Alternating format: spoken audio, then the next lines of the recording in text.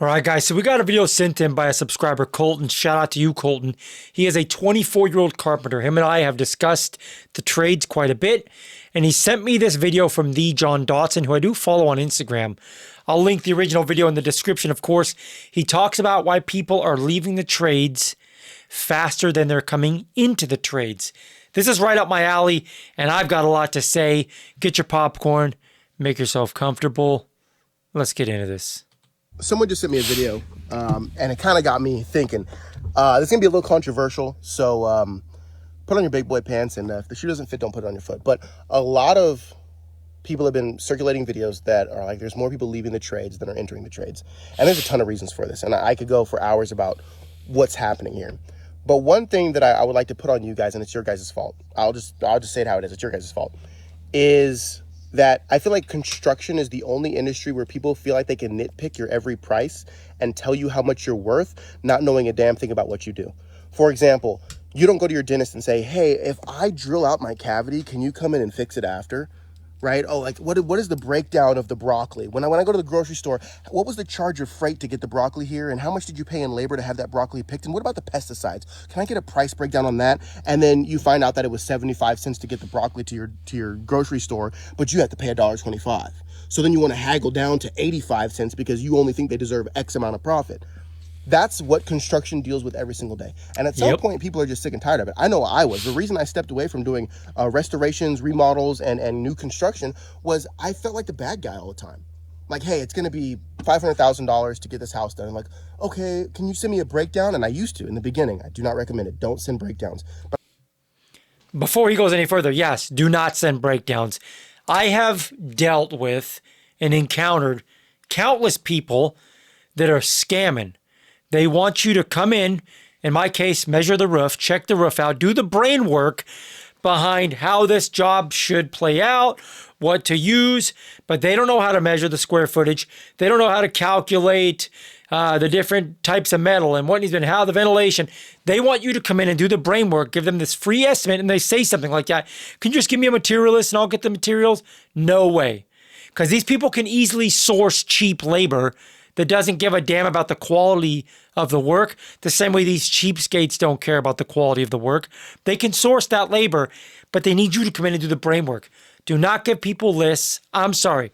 Some of you might not agree with that, but no, do not do that, because the vast majority of the time, it is somebody that's, for one, just trying to, they already have this preconceived idea that you're going to want more than they think they should have to pay you, and or they want to source cheaper labor elsewhere, but they need you to do the brain work. So yeah, anyways, sorry about that, Mr. John Dotson. Carry on. I used to send breakdowns in the beginning. And of course, what they come back with is, I see there's a delivery charge. What if I picked up the lumber and dropped it off? I see that there's this window charge, but I think I could probably find the windows cheaper and do this and that, and we can order them. And I'm like, so you want me to run around and coordinate with you and your lack of experience in ordering and sourcing these materials for cheaper? So you want me to do more work for less money?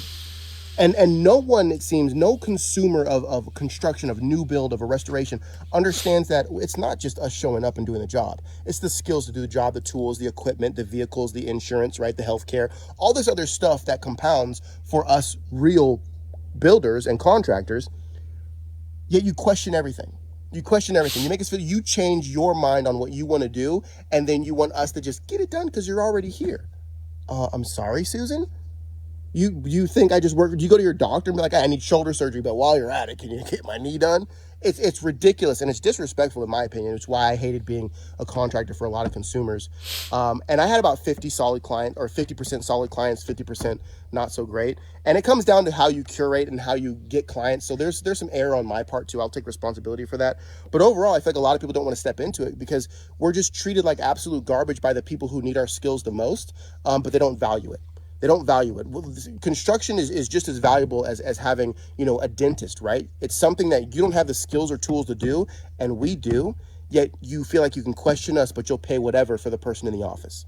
And a lot of people don't want to get into that because it's like, I just don't feel like starting a business where I'm the bad guy for doing really hard work. Yep, he nailed it. And let me get into that a little bit more. I'm going to be honest with you guys. I think a lot of this is just the demonization of the trades. This has gone on my entire life. I don't know when it started exactly, but it's this push for college. A lot of it is that. The school system in general, this push for college or else you're going to end up at the construction site, college or else you're going to wind up driving a truck, delivering stuff.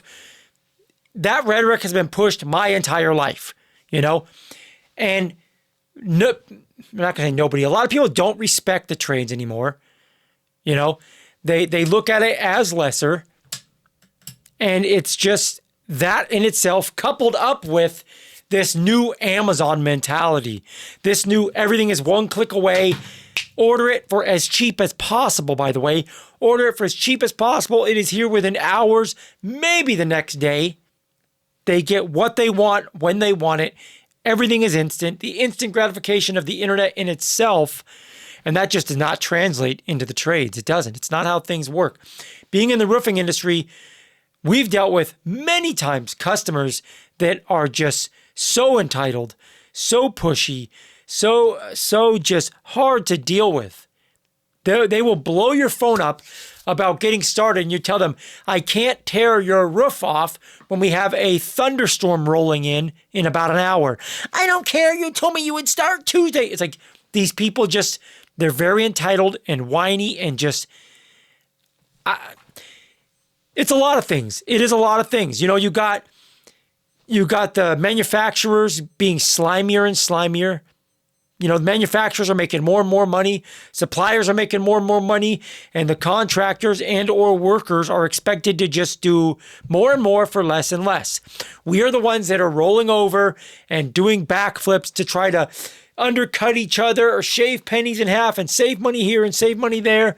Most people I talk to in the trades, myself included, many times we're making less now than we were, way back in the day, because people expect so much more out of you for so much less.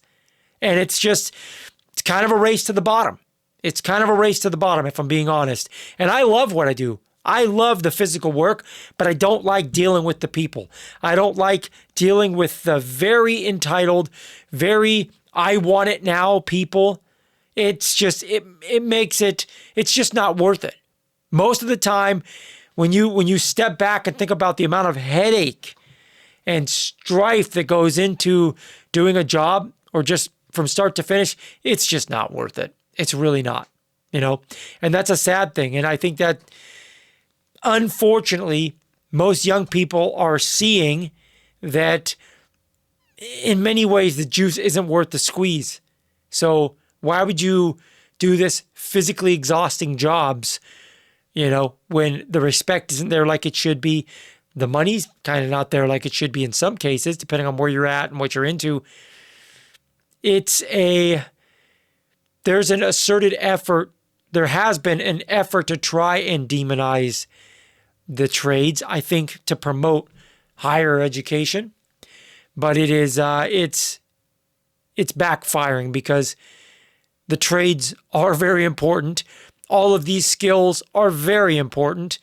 And, we've kind of created a situation where the people just don't want to do it anymore. Anyways, that's the video. Hope you guys liked it. If you did, drop a like. It only takes you a second.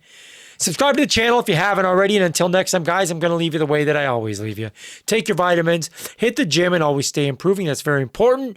In order to look, feel, smell, and be good, you need to be improving. Until next time, guys, God bless. Be well. I'm out.